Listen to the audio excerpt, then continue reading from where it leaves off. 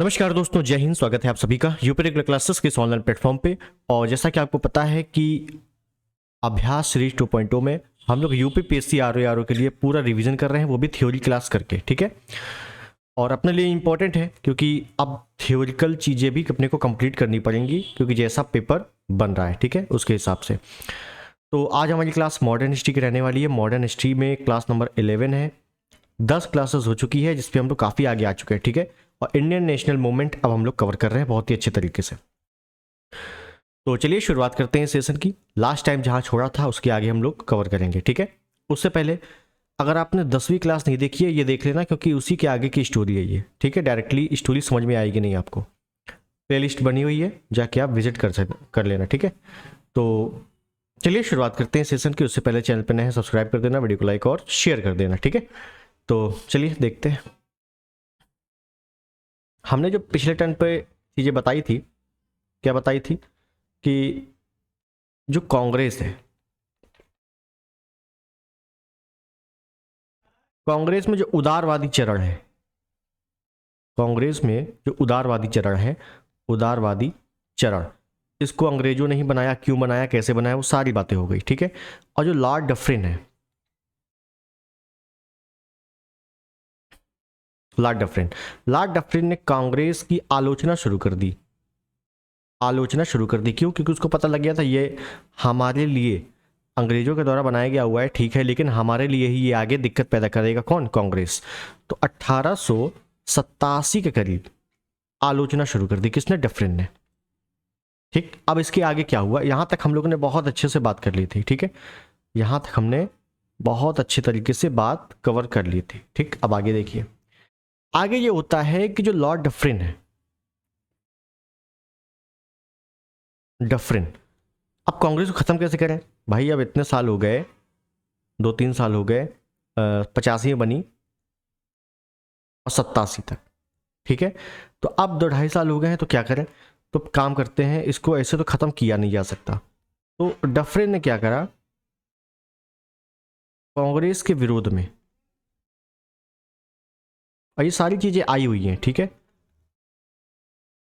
कांग्रेस के विरोध में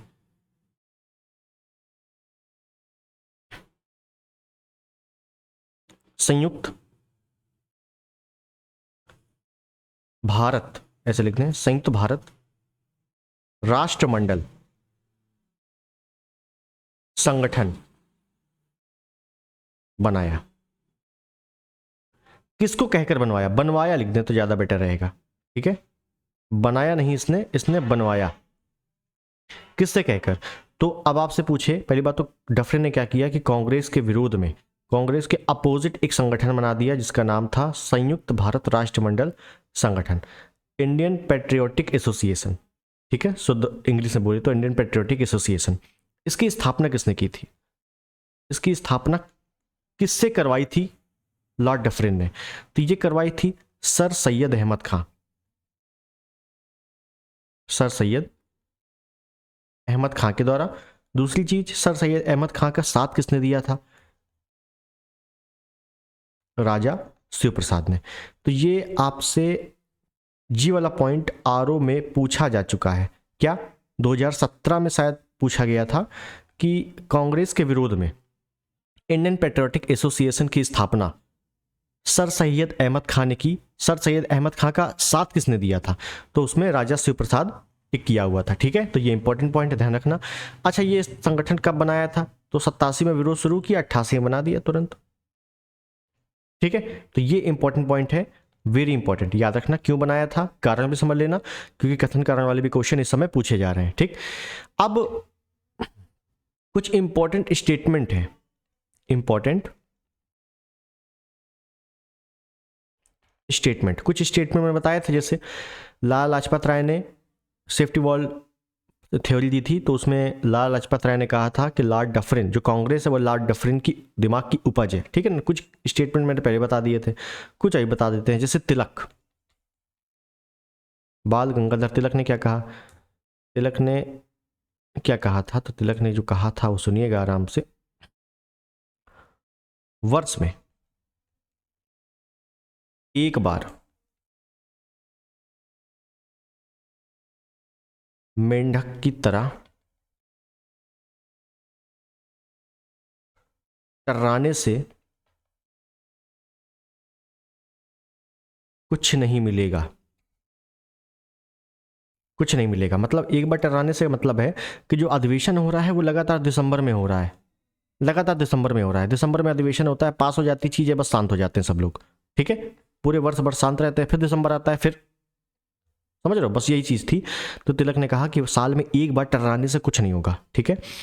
उसके बाद एक व्यक्ति है अश्विनी कुमार दत्त, ये इंपॉर्टेंट स्टेटमेंट है, यहां से पूछे जाते हैं प्रश्न, ठीक है। अश्विनी कुमार दत्त ने क्या कहा, कांग्रेस को 3 दिनों का तमाशा बताया कि जो कांग्रेस वो 3 दिनों का तमाशा है केवल, बस, ठीक है। उसके बाद हाँ एक स्टेटमेंट पॉइंट ये भी है कि बंकिम चंद्र चटर्जी, बंकिम चंद्र चटर्जी ने क्या कहा था, इन्होंने कहा था कांग्रेस के लोग पदों के भूखे हैं, पदों के भूखे हैं, ठीक है। ये कांग्रेस पदों के भूखे लोगों की संस्था है, ऐसे भी कह सकते हैं, लेकिन कुल मिला के पदों के भूखे किसने कहा था, बंकिम चंद्र चटर्जी ने कहा था। स्टेटमेंट पूछा गया है, ठीक है। उसके बाद एक विपिन चंद्र पाल, एक है विपिन चंद्रा, एक है विपिन चंद्र पाल, दोनों अलग अलग है, ठीक है। तो विपिन चंद्र पाल का स्टेटमेंट कई बार आ चुका है, विपिन चंद्र पाल, लाल बाल पाल, वही वाले पाल, ठीक है। इन्होंने क्या कहा, कांग्रेस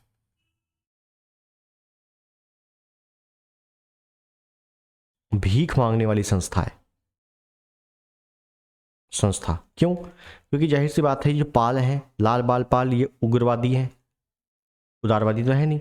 इन्होंने कहा तुम लोग भीख के तरीके मांग रहे हो, अपनी हमारा भारत और हम ही भारत में रहने के लिए आदेश मांगे, वो भी विदेशियों से, तो ये भीख मांग रहे हो तुम लोग, तो वही भीख मांगने वाली संस्था बताया, ठीक।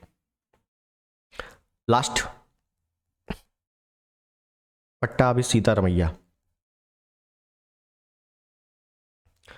पट्टाभी सीतारमैया ने क्या कहा, इन्होंने कहा जो उदारवादी युग है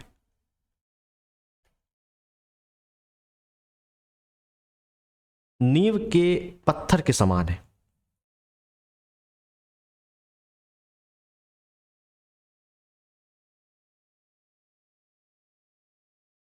जो जमीन के 6 फीट नीचे गड़े हैं, गड़े हैं, ठीक है। जैसे नींव का पत्थर होता है ना, बिल्कुल जमीन के नीचे से मजबूती के लिए, बस पट्टाभी सीतारमैया ने कहा कि जो उदारवादी चरण है ना, ये मजबूती के लिए है, आगे दंगा करेंगे ऐसा नहीं है, लेकिन अभी एकदम से हम दंगा फसाद नहीं कर सकते, ठीक है। तो इन्होंने ये कहा, ठीक। तो ये कुछ स्टेटमेंट है इंपॉर्टेंट, याद रख लेने हैं, कभी कभार मिलान करने को आ जाते हैं स्टेटमेंट, ठीक है ना, कैसे आ जाते हैं, मिलान करने को, ठीक है। एक तरफ नाम दे देगा, एक तरफ स्टेटमेंट दे देगा, बताइए। तो ऐसे लंदी क्वेश्चन अब पूछे जा रहे हैं तो इंपॉर्टेंट है अपने लिए, ठीक। अब चलते हैं आगे।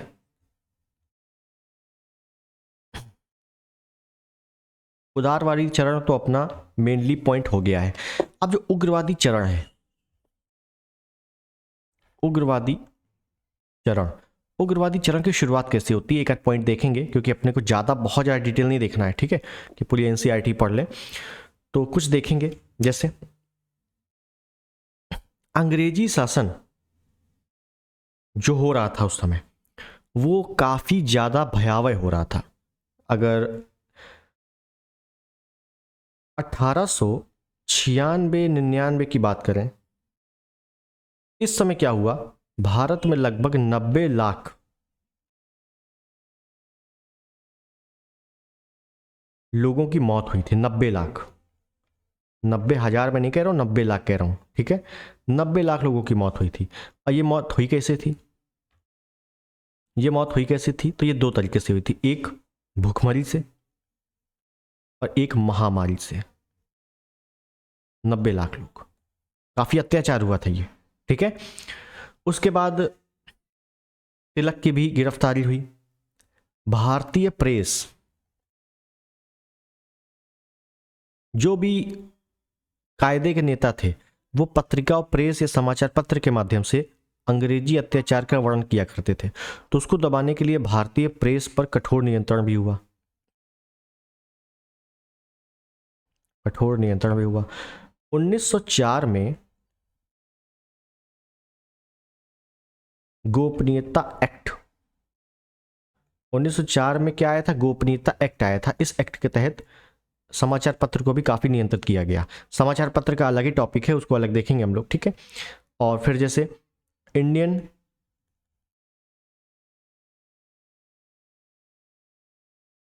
University act 1904, Indian university act 1904 के माध्यम से उच्च शिक्षा पर सरकार का नियंत्रण लग गया। इससे हुआ क्या कि जो हायर स्टडीज थी, उच्च शिक्षा पर अंग्रेजी सरकार का पूर्ण नियंत्रण, कि भारतीय शिक्षा ग्रहण ना कर सकें, आपस में उलझे रहें, बस ये मकसद था इसका, ठीक है। इंडियन यूनिवर्सिटी एक्ट 1904 में आया था, ये इंपॉर्टेंट है, डेट इंपॉर्टेंट है, ठीक। मैं मेनली आपको ये बता रहा हूं कि उग्रवादी चरण आया क्यों, ठीक है। तो ये सब अत्याचार लगातार जो हो रहे हैं अंग्रेजी सरकार के द्वारा, इससे भारतीयों में रोष तो था ही। अब रोष था तो, और उसमें जो इंपॉर्टेंट समाचार पत्र थे स्कूलें बंद करवा दी, हायर स्टडीज भारतीयों को नहीं दिए जा रहे थे। मेन कारण एक और माना जाता है इसका कि 1904 और 5 के करीब विश्व में चलें, जापान ने रूस को हराया। समझिएगा, जापान ने रूस को हराया था। ये घटना जो है काफी ज्यादा एशिया में फैल गई, ये वाली घटना, कि जापान जैसे छोटे देश ने, जापान आपने खुद ही पढ़ा है वर्ल्ड ज्योग्राफी में, ठीक है, बहुत ही छोटा देश है रूस के मुकाबले, तो जापान ने रूस को हराया। इससे हुआ क्या कि भारतीयों का जो आत्मविश्वास जाग गया। इस घटना से क्या हुआ, भारतीयों में आत्मविश्वास जागा कि यार अगर जापान जैसा छोटा देश रूस को लोहा दे सकता है, तो ये जो ब्रिटेन वाले कुछ आके बसे हैं तो इनको तो भगा ही सकते हैं, है ना। तो ये एक इससे प्रेरणा जागृत हुई। और इसमें योगदान किसने किया? योगदान किया उग्रवादी नेताओं ने। भाई उदारवादी तो अपने मत में थे कि बहुत ही शांति से सब कुछ करना है, लेकिन यहाँ पे उग्रवादियों को अच्छा मौका लगा। और उग्रवादियों में कौन कौन थे? तो लाल बाल पाल तो थे ही, अब मैं नाम नहीं लिखवाऊंगा कि आप पढ़ चुके हो, ठीक है। लाल लाजपत राय, बाल गंगाधर तिलक, विपिन चंद्र पाल, अश्विनी कुमार दत्त, कुछ अलग अलग नाम है जो आपने नहीं पढ़ते होंगे। अश्विनी कुमार दत्त, ये उग्रवादी हैं सब। अरविंद घोष,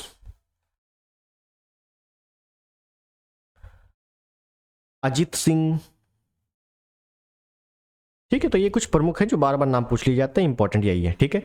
ये सब नेताओं ने लगातार, ये सब उग्रवादी हैं, जब इनको पता लगा कि यार ऐसा ऐसा मामला चल रहा है विश्व में, तो हम भी अंग्रेजों को लोहा दे सकते हैं, हमें क्या कमी है। और फिर जब आगे रणनीति बनती रही, और सबसे बड़ा केंद्र, अगर मैं राष्ट्रवादियों का इस समय समझिएगा, राष्ट्रवादियों का सबसे बड़ा केंद्र इस समय कौन है? इस समय कौन सी जगह है? वो है बंगाल। राष्ट्रवादियों की सबसे बड़ी जगह, सबसे बड़ा केंद्र बंगाल है। अब इस समय जो गवर्नर जनरल है वो है लॉर्ड कर्जन। उसने सोचा कि यार ये बंगाल को अगर हम विभाजित कर देते हैं तो हो सकता है कि जो प्रतिक्रियावादी नीतियां हमारे खिलाफ चल रही हैं ये शांत हो जाएंगी, कोई ज़्यादा दिक्कत नहीं होगी। बस तब उसने सोचा और फिर अमल हुआ किस पे? बंगाल विभाजन। आप सब कुछ पहले पढ़ चुके हो, मैं बस फटाफट से वो चीज़ें बता रहा हूँ जो आपने शायद ही ना पढ़ी हो, या स्टोरी बेस में बता रहा हूँ, ठीक है। अगर आप सोच रहे हो कि शुरुआत से अब पढ़ें, समझिएगा, अगर आप, मैं पहले बता दूं, अगर आप सोच रहे हो शुरुआत से पूरा मॉडर्न हिस्ट्री हम शुरुआत से पढ़ेंगे, मेरे को बंगाल विभाजन बिल्कुल नहीं आता, अब पढ़ेंगे क्या होता है, तो भाई साहब आर इस बार थोड़ा सा मुश्किल हो सकता है, क्योंकि आपने एक रिवीजन नहीं किया है, ठीक है। क्योंकि आपको आप पढ़ोगे, आप फिर कब रिवीजन करोगे, है ना। तो इस वजह से मैं कह रहा हूँ कि अगर आप पढ़ चुके हो तो बहुत अच्छी बात है, नहीं पढ़ा है तो एक बार शुरुआत से आप बुक से जरूर पढ़ेंगे, ठीक, तब जाके आपको चीज़ें समझ में आएंगी, क्योंकि मैं बहुत ही शॉर्टेस्ट वे में इंपॉर्टेंट चीज़ों को लेकर चल रहा हूँ, ठीक है। समझिए, तो बंगाल विभाजन क्यों हुआ? बंगाल विभाजन क्यों हुआ? ऐसे लिख दें कि भारत में बंगाल संगठित राष्ट्रवाद का बड़ा केंद्र था।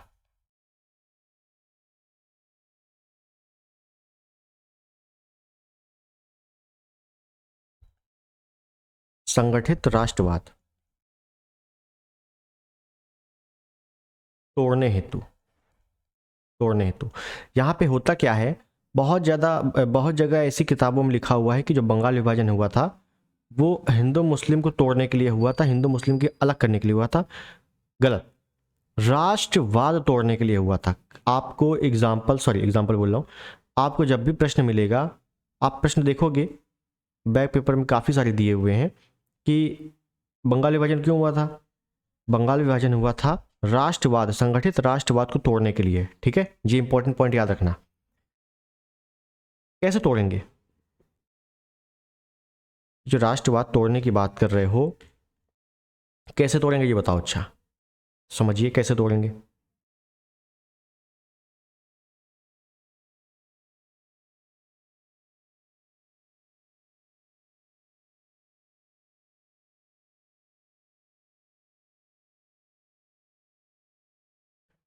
एक तो हम बंगाल का विभाजन कर दें,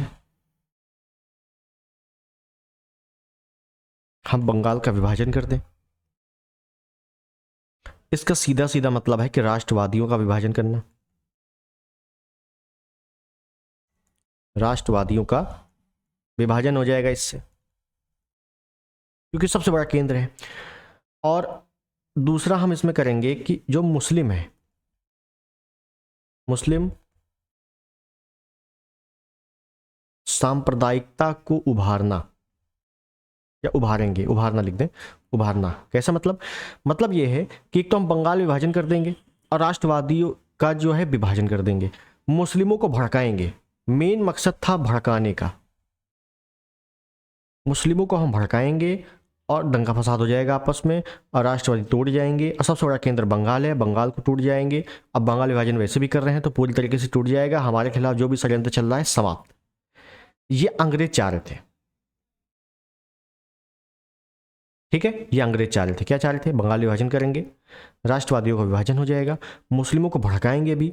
और जब बंगाल विभाजन हो रहा है, भड़काएंगे, तो हमारे लिए आसान हो जाएगा सब कुछ। बस केवल हिंदू मुस्लिम करने के लिए बंगाल विभाजन नहीं किया गया था, ठीक है, याद रखना। तो होता क्या है, होता यह है कि जो विभाजन, मेरी बात यहां पे थोड़ा डेट इंपॉर्टेंट है, डेट याद रखना। विभाजन का जो प्रस्ताव, विभाजन का प्रस्ताव लाया जाता है वो लाया जाता है 1903 को, ठीक है। यहाँ 1905 से घटना नहीं चली आ रही है, 1905 को तो ये हुआ, 1903। देखिए बंगाल विभाजन पूछा जाए तो ये 1905 कर देना है, लेकिन इसकी रणनीति पहले से चली आ रही है। देखिएगा 1903 को बंगाल विभाजन का प्रस्ताव आया, ठीक है। अब जैसे ही प्रस्ताव आया, अभी पास नहीं हुआ है प्रस्ताव, केवल प्रस्ताव आया है, ठीक है, कि हाँ भाई बंगाल विभाजन करना है। और जब प्रस्ताव आएगा, सबको पता लगेगा कि भाई ऐसा ऐसा प्रस्ताव आया है, तो उसका विभाजन रोकने के लिए कुछ ना कुछ तो करेंगे ना उग्रवादी। तो क्या हुआ, विभाजन रोकने के लिए क्या हुआ? विभाजन रुका नहीं? रुका, हमें पता है 1905 में विभाजन हो गया था, लेकिन विभाजन रोकने के लिए क्या क्या प्रयास हुए थे? विभाजन रोकने हेतु, ऐसे लिख दें, राष्ट्रवादियों की भूमिका। क्या किया था राष्ट्रवादियों ने विभाजन रोकने के लिए? कुछ काम हम किया था कि नहीं किया था? बिल्कुल किया था, समझिए। तो एक मैं नाम लिखूं, सुरेंद्रनाथ बनर्जी। दूसरा नाम लिखें कृष्ण कुमार मित्र। ये नाम बहुत पूछे जाते हैं, इंपॉर्टेंट है। क्या किया था इन्होंने? इन्होंने पत्रिका लिखी, इनकी पत्रिका का नाम है हितवादी, बहुत पूछा गया, इंपॉर्टेंट है। और कृष्ण कुमार मित्र की पत्रिका का नाम है संजीवनी। ये क्या है, ये पत्रिका है। और यहीं पर लिख लें, यहीं पर लिख दें कि पत्रिका के माध्यम से विरोध। इन्होंने क्या किया, पत्रिकाओं के माध्यम से व्यापक तरीके से विरोध किया। किसका, बंगाल विभाजन का। विभाजन का इन्होंने विरोध किया, बिल्कुल किया। कैसे, पत्रिका के माध्यम से। ठीक है, तो कौन सी पत्रिका थी, सुरेंद्रनाथ बनर्जी की पत्रिका हितवादी, कृष्ण कुमार मित्र की संजीवनी। तो अब जैसे आ जाए कथन कारण में या स्टेटमेंट वाइज, मान लीजिए प्रश्न आया, निम्न में कौन सही है, निम्न में सही कौन सा है। तो पहला आएगा, सुरेंद्रनाथ बनर्जी की पत्रिका का नाम संजीवनी है। दूसरा, सुरेंद्रनाथ बनर्जी ने अपनी पत्रिका, सुरेंद्र बनर्जी ने अपनी पत्रिका हितवादी में बंगाल विभाजन का विरोध किया। तो अब सुरेंद्रनाथ बनर्जी की संजीवनी है गलत, पहला गलत हो गया। क्यों, क्योंकि इनकी हितवादी है। अब फिर दूसरा दिया है कि सुरेंद्रनाथ बनर्जी ने अपनी पत्रिका हितवादी में बंगाल विभाजन का विरोध किया, दूसरा सही है। इस टाइप से स्टेटमेंट पूछे जाते हैं। ठीक है ना, बस यही डिटेलिंग है, और ज्यादा कुछ डिटेल है नहीं, स्टोरी बस पता होनी चाहिए, काम खत्म। ठीक है, तो मेरी बात समझिए। सुरेंद्रनाथ बनर्जी ने, कृष्ण कुमार मित्र ने, और सारे नाम में से एक पृथ्वीराज राय नाम आता है, उनकी पत्रिका का नाम है बंगाली। ठीक है, उन्होंने भी विरोध किया। लेकिन ये दो नाम काफी बार पूछे जा चुके हैं कि बंगाल विभाजन का विरोध इन्होंने अपनी पत्रिका के माध्यम से किया था, सुरेंद्रनाथ बनर्जी ने, कृष्ण कुमार मित्र ने। फिर क्या हुआ, विरोध तो कर दिया, फिर हुआ क्या, 19 जुलाई 1905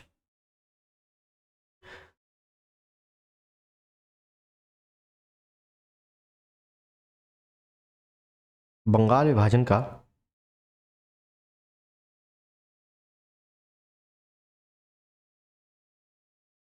निर्णय लिया गया। मतलब यहां तो प्रस्ताव आया है ना केवल कि भाई बंगाल विभाजन करने वाले हैं, और यहां प्रस्ताव पास हो गया, निर्णय ले लिया गया, प्रस्ताव पास हो गया। बंगाल विभाजन नहीं हुआ अभी, केवल प्रस्ताव पास हुआ है।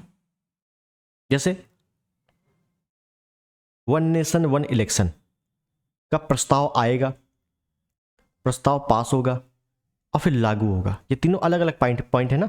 बस उसी प्रकार से ये है कि बंगाल विभाजन का प्रस्ताव आया और निर्णय ले लिया गया कि हाँ बंगाल विभाजन करना है, फाइनल। ठीक है, यहां निर्णय लिया गया है। अब यहां पे जब प्रस्ताव आया था तब भी विरोध हो रहा था, और जब निर्णय ले लिया गया तब और ज्यादा विरोध होगा कि नहीं होगा, बिल्कुल होगा। तो इसके विरोध में अब लोगों को लगा था कि पत्रिका के माध्यम से कुछ नहीं हो रहा, कुछ बड़ा करना पड़ेगा। विरोध में क्या हुआ समझिए आगे।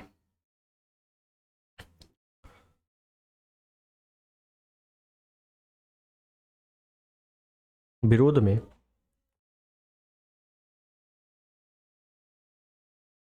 सभाएं हुई। इस सभा में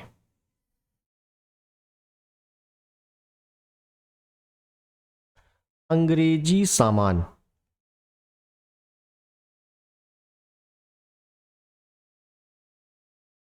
के बहिष्कार की अपील की गई।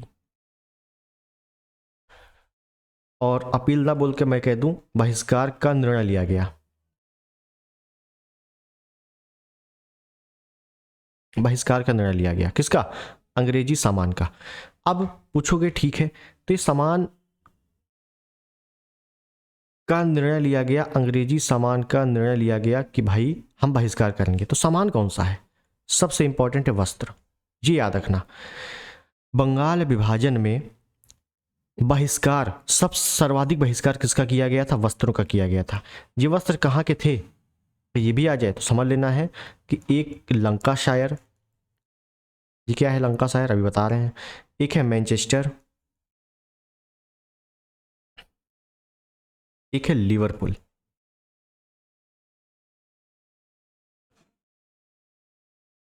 ये वस्त्रों का बहिष्कार, मतलब ये जो वस्त्र बहिष्कार हो रहे हैं, कहाँ के वस्त्र हैं भाई, विदेशी होंगे ना, अंग्रेजी सामान होगा। अंग्रेजी सामान कहाँ से आ रहा है, यूके से आ रहा है। और यूके में 3 इंपॉर्टेंट जगह हैं कपड़ा उद्योग के लिए। आज भी जब आप विश्व के औद्योगिक प्रदेश पढ़ोगे, इंपॉर्टेंट है आपको आर में पढ़ना पड़ेगा। तो विश्व के औद्योगिक प्रदेश में तीनों आएंगे, लंकाशायर, मैनचेस्टर, लिवरपूल। ये तीनों के कपड़ों का बहिष्कार किया गया व्यापक तौर पे। कपड़ों का बहिष्कार को नहीं कहा किसने था? भाई बहिष्कार तो बहुत चीजों का होता है, लेकिन कपड़ों का बहिष्कार करो कहा किसने था? ऐसे लिख दें, कपड़ा बहिष्कार का फैसला किसका था? यह फैसला था कृष्ण कुमार मित्र।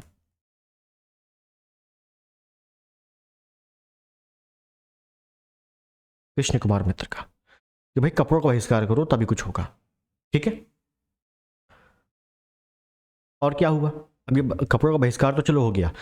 7 अगस्त 1905 को, देखिए यहां मैंने लिखवाया है कि 19 जुलाई को ये निर्णय ले लिया गया। अभी बंटवारा हुआ नहीं है, केवल निर्णय लिया गया है कि हम करेंगे।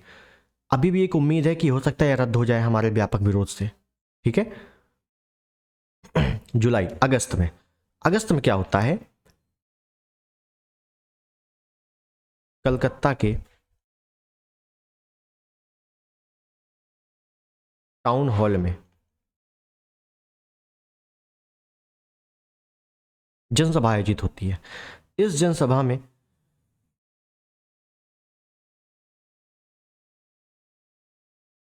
स्वदेशी बहिष्कार आंदोलन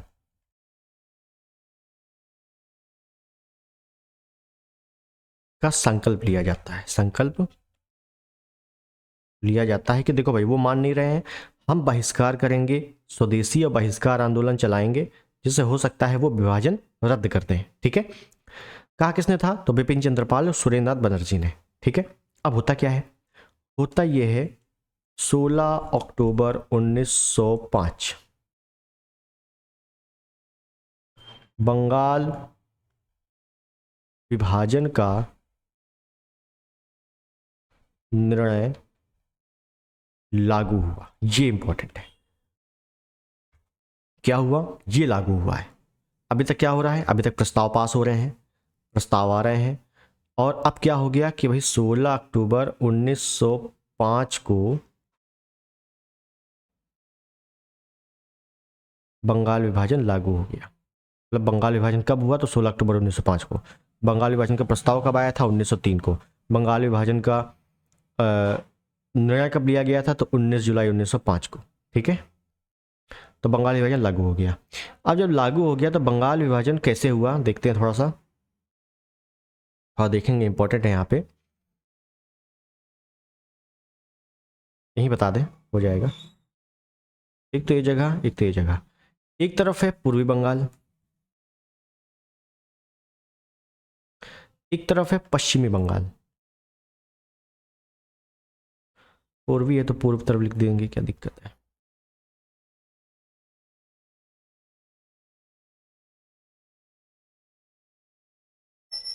पश्चिमी बंगाल, पूर्वी बंगाल। क्या होता है इसमें? इस पे एक तो आता है बांग्लादेश, सॉरी,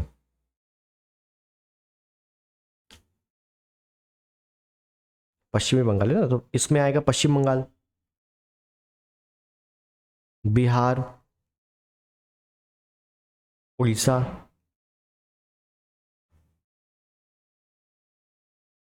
और झारखंड वाला क्षेत्र है वो भी। ठीक है, वर्तमान की दृष्टि से देखें तो ये वाले क्षेत्र है। पूर्वी बंगाल में क्या क्या आ गया? तो इसमें आ गया बांग्लादेश, असम के क्षेत्र, असम के क्षेत्र। अब आपसे वो नहीं पूछा जाएगा कि कितने हिंदू थे, किसमें कितने मुस्लिम थे। ठीक है, इतना भी डिटेल नहीं आएगा। हाँ, एक डिटेल आ सकता है कि ये जो पश्चिम बंगाल है, इसकी राजधानी क्या थी उस समय, क्या रखी गई? ये राजधानी रखी गई कलकत्ता। ठीक है, और इसकी राजधानी क्या रखी गई पूर्वी बंगाल की? इसकी रखी गई ढाका। ठीक है, ये पॉइंट है, अच्छे से याद कर लेना इसको। अब क्या हुआ?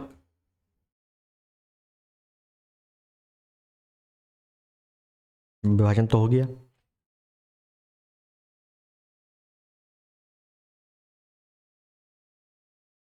के विरोध में, बंगाल विभाजन के विरोध में क्या क्या हुआ? शोक दिवस मनाया गया। शोक दिवस। जो भारतीय थे, चाहे हिंदू हो चाहे मुसलमान हो, उसने क्या मनाया? उसने मनाया शोक दिवस। कब? 16 अक्टूबर को। 16 अक्टूबर को ही बंगाल विभाजन हुआ है, तो शोक मनाया। लोगों ने व्रत रखे, पैदल यात्राएं की, जनसभाएं की, वंदे मातरम गीत गाए।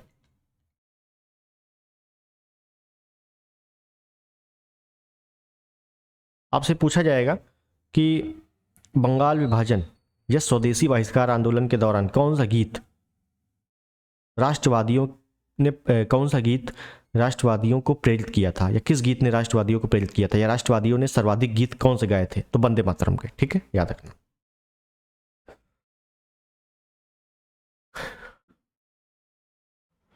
और क्या हुआ? और लिख सकते हैं हम लोग कि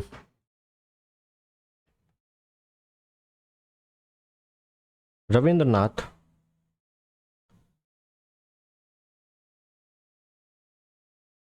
टैगोर ने रक्षाबंधन दिवस के रूप में मनाया। रक्षाबंधन के दिवस के रूप में मनाया, एक दूसरे ने लोगों के हाथों पर राखियां बांधी। ठीक है, रक्षाबंधन सभी लोगों के हाथों पर राखियां बांधी एक दूसरे ने, ऐसा था। ठीक है, रक्षाबंधन मनाया, रक्षाबंधन दिवस मनाया। रविन्द्रनाथ टैगोर ने ही आमार, सुनार, बांग्ला गीत लिखा है ना, ये पता है आपको, बांग्लादेश का है राष्ट्रगान। तो ओवरऑल देखा जाए कि व्यापक विरोध हुआ, और एक तरफ क्या चल रहा है? हमारा हमारा चल रहा है बंग भंग विरोधी आंदोलन, या इसी को स्वदेशी आंदोलन बोलते हैं, स्वदेशी आंदोलन, जो कि 1905 से शुरू हुआ था और चलता रहा कायदे से। ठीक है, वो अभी आगे देखेंगे हम लोग। अब इंपॉर्टेंट ये है, अब यही मैं बता दूं कि बंग भंग विरोधी आंदोलन, स्वदेशी आंदोलन, बहिष्कार एवं स्वदेशी आंदोलन। तो बहिष्कार किसका? सरकारी कार्यालय का, अंग्रेजी सरकार के न्यायालयों का, शिक्षण संस्थानों का, अंग्रेजी शिक्षण संस्थान जो थे, अंग्रेजी उपाधि जो उपाधियां दी जाती थी उसका, वस्तुओं का, वस्त्रों का, सरकारी नगरपालिकाओं का। तो जब अगर हम सबका विरोध कर देंगे तो हमारे पास होना भी तो चाहिए। हमने चलो कपड़ों का विरोध कर दिया तो क्या हम कपड़े नहीं पहनेंगे? तो क्या हुआ? देसी जो शिक्षा संस्थान है, अपने देसी शिक्षा संस्थान है, पाठशालाएं हैं, इसको अपनाए गए। पंच अदालतें जो होती थी गांव गांव में, उसको अपनाई गई। स्वदेशी वस्तुओं को अपनाया गया कि भाई अब जो है हम अपने ही देसी कपड़े पहनेंगे, जो भी धोती कुर्ता पहनते हैं वो सब देसी वस्तुओं का ही प्रयोग करेंगे, अपने भारत की वस्तु का प्रयोग करेंगे, अंग्रेजी सामान एक भी नहीं खरीदेंगे। व्यापक तरीके से विरोध हुआ इसका। ठीक, अब थोड़ा देखते हैं, क्या बंगाल विभाजन बंगाल तक ही सीमित था?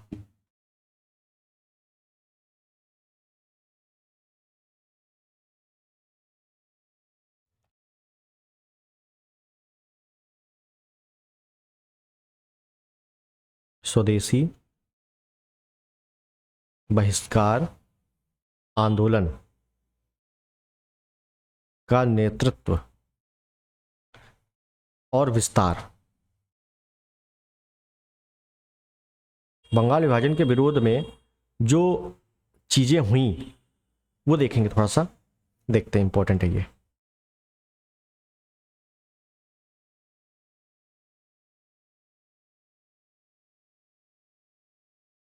देखिए,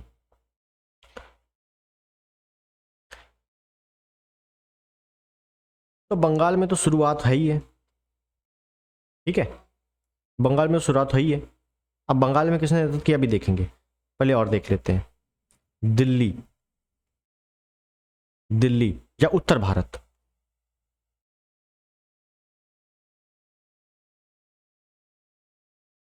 पंजाब,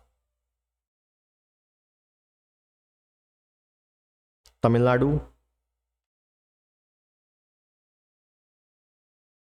बंबई या पुणे, और लास्ट में बंगाल से देख लेंगे नेतृत्व करता कौन है। दिल्ली में नेतृत्व किसने किया?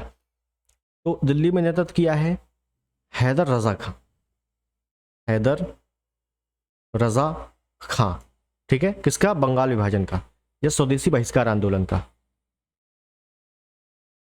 हैदर रजा खां। पंजाब में लाला लाजपत राय। तमिलनाडु पे चिदम्बरम पिल्लई या पिल्लई। बंबई में बाल गंगाधर तिलक। अब बंगाल में सुरेंद्र नाथ बनर्जी। हालांकि यहाँ पे कई लोग हैं, सुरेंद्र बनर्जी, विपिन चंद्र पाल, लेकिन सुरेंद्र नाथ बनर्जी पूछा गया है, इंपॉर्टेंट है। ठीक है, सुरेंद्र नाथ बनर्जी। इन्होंने क्या किया है? बहिष्कार एवं स्वदेशी आंदोलन का नेतृत्व किया है। तो अगर पूछा जाए बंगाल विभाजन केवल बंगाल तक ही, बंगाल विभाजन का विरोध में स्वदेशी एवं बहिष्कार आंदोलन केवल बंगाल तक ही सीमित था, तो ऐसा नहीं है, हर जगह फैला था, अलग अलग जगहों पे अलग अलग लोगों ने नेतृत्व भी किया था। ठीक है, ये इंपॉर्टेंट है। अब हमने देखा कि चलो नेतृत्व किया है, बहिष्कार स्वदेशी आंदोलन चला रहे हैं। बहिष्कार तो करना ठीक है, कपड़े लिए, इकट्ठा जला दिया, कोई बर्तन नहीं लेंगे अंग्रेजों का, कोई भी सामान अंग्रेजों का नहीं लेंगे, अंग्रेजों के न्यायालय में नहीं जाएंगे, अंग्रेजों के शिक्षा संस्थानों में नहीं जाएंगे, कुछ नहीं करेंगे। तो क्या करेंगे अब? तो अब हम देसी अपनाएंगे, तो कैसे अपनाएंगे वो समझिए। तो ऐसे लिखें, स्वदेशी अपनाना। कैसे अपनाएं स्वदेशी? सबसे पहले तो शिक्षा। कलकत्ता नेशनल कॉलेज की स्थापना की गई।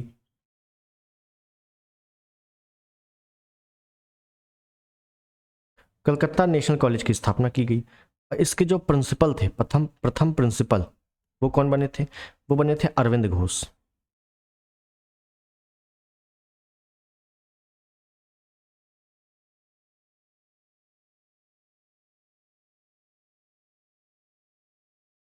राष्ट्रीय शिक्षा समिति की स्थापना की गई कब? 15 अगस्त 1906 को। राष्ट्रीय शिक्षा समिति की स्थापना 15 अगस्त 1906 को कर दी गई।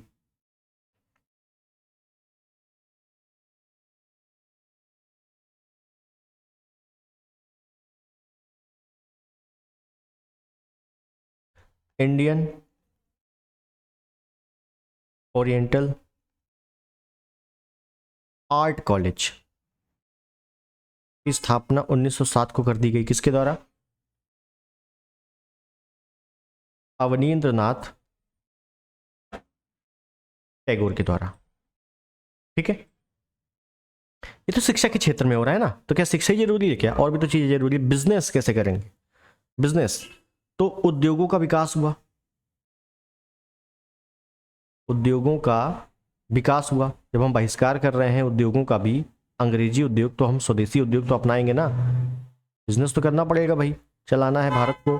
कैसे कैसे करेंगे? तो किसको की स्थापना की गई? किसको? कब? 1907 में। किसके द्वारा? जमशेद जी टाटा के द्वारा। जहाज रानी उद्योग की स्थापना की गई किसके द्वारा?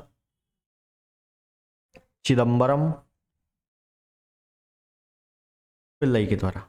ठीक है, और भी छोटे छोटे उद्योग थे, जैसे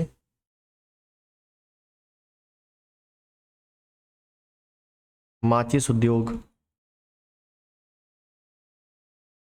साबुन उद्योग, हवा उद्योग,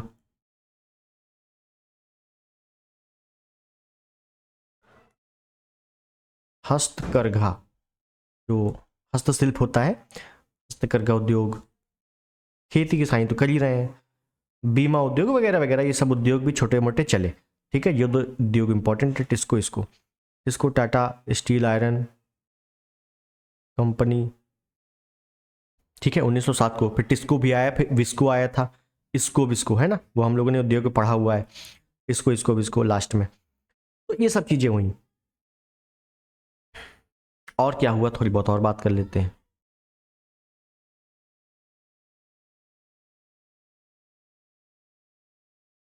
बहुत लोगों ने पत्र भी चलाया था, ठीक है ना, पत्र भी चलाया था, पत्र के माध्यम से विरोध भी कर रहे थे, लगातार विरोध कर रहे थे। अब कौन कौन से पत्र चले थे देख लें। ऐसे अरविंद घोष,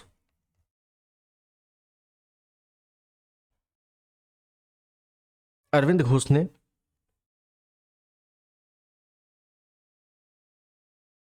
वंदे मातरम समाचार पत्र चलाया और इसके माध्यम से विरोध किया, ठीक है। अब आपको याद रखना है कि अरविंद घोष ने कौन सा पत्र चलाया था, इंपॉर्टेंट है ये, ठीक।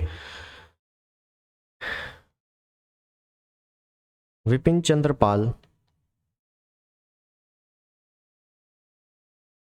New India. अच्छा, अब याद रखना है कि लाला लाजपत राय का यंग इंडिया और विपिन चंद्र पाल का न्यू इंडिया, ठीक है, इसके माध्यम से विरोध किया। और पहले से विरोध करते आ रहे थे जैसे तिलक, तिलक की यही बात कर ले, पहले बात नहीं की हम लोगों ने, तिलक की बात कर ले। ये स्वराज के भक्त थे, कट्टर भक्त, स्वराज, स्वराज के भक्त थे, तभी तो उन्होंने कहा था ना, स्वराज मेरा जन्म सिद्ध अधिकार है, इसे मैं लेकर रहूंगा, ठीक है। तो स्वराज के भक्त हैं। उन्होंने 1893 और 1896, 93 में गणपति महोत्सव,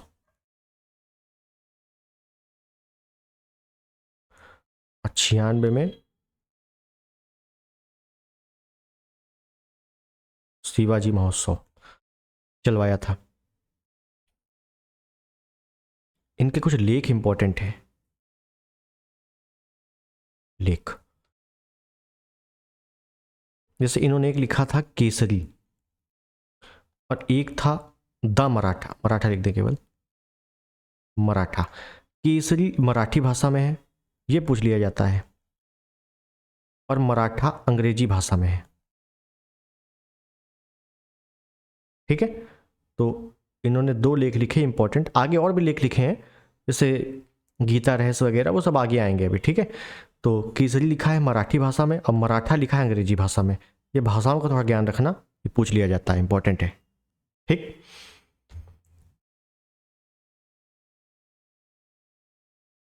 लाला लाजपत राय शेरे पंजाब, पंजाब केसरी इनको कहा जाता है ना, पंजाब केसरी या शेरे पंजाब। इनकी जो पत्रिका है द पंजाबी, और एक कौन सी थी, यंग इंडिया। ये दोनों क्या है, पत्रिका है, the Punjabi, young India. New India किसकी थी, न्यू इंडिया भी हम लोगों ने लिखा था, न्यू इंडिया विपिन चंद्रपाल की, और यंग इंडिया लाला लाजपत राय की, ठीक है, याद रखना, ठीक है। तो ये सब चीज़ें आपको थोड़ा याद रखनी है, पत्रिकाएं भी थोड़ा ध्यान में देते हुए चलना है, ठीक है। स्टोरी पे ही केवल नहीं रहना डिपेंड, क्योंकि एक्स्ट्रा ये भी पूछ लिए जाते हैं। अब ये बंगाल विभाजन तो हो गया, आंदोलन भी चल रहा है, लगातार चल रहा है, कोई दिक्कत नहीं। अब आता है बीच में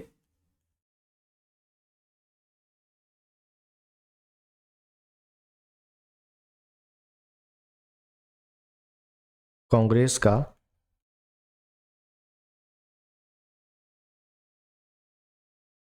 सूरत अधिवेशन। सूरत अधिवेशन आप सबने पढ़ा है कि सूरत अधिवेशन में गरम दल नरम दल बट गए थे, उदारवादी उग्रवादी बट गए थे, लेकिन बटे कैसे थे? क्या ऐसे ही दंगा फसाद हो गया था डायरेक्टली, या पहले से ही थोड़ा सा मतभेद चल रहा था? वो मतभेद था क्यों, कारण क्या था? काफ़ी चीज़ें हैं इसमें। ये सूरत अधिवेशन तो होता है 1907 में, लेकिन उसके पहले 1905 में क्या हुआ था वो देखना है, 1906 में और क्या हुआ था अधिवेशन में वो देखना है, तब जाके 1907 की स्टोरी पता लगेगी। समझ रहे हैं? अभी तक तो यही है कि 1907 में अधिवेशन हो गया, बंगाल विभाजन हो गया, सॉरी नरम दल गरम दल बढ़ गए, काम खत्म। लेकिन 1905 में क्या हुआ था, 6 में क्या हुआ था, स्टोरी क्या है, बैक स्टोरी क्या है उसकी, कौन कौन से अधिवेशन यहाँ पास हुए थे? अब बंगाल विभाजन का, सॉरी ये जो कांग्रेस विभाजन है, यहाँ पे जो कांग्रेस विभाजन है इसका मूल कारण क्या था। कांग्रेस विभाजन कोई चाहता भी था कि नहीं, समझ रहे हैं। तो ये स्टोरी जो है इसको हम देखेंगे अगले टर्न पे। ठीक, तो यहाँ तक मुझे लगता है आपको समझ में आ गई होंगी चीज़ें, और अगले टर्न पे काफ़ी अच्छा मज़ा आने वाला है क्योंकि आगे की स्टोरी बहुत अच्छी है। सूरत अधिवेशन जो होता है यहाँ पे कांग्रेस विभाजन जो होता है बहुत ही मतलब पूरा स्टोरी बताएंगे आपको कैसे क्या हुआ था। ठीक है, तो मिलते हैं अगले टर्न पे। कोई भी अगर क्वेरी रहती है ज़रूर बताना। तो मिलते हैं अगले टर्न पे, तब तक के लिए नमस्कार, जय हिंद, वंदे मातरम।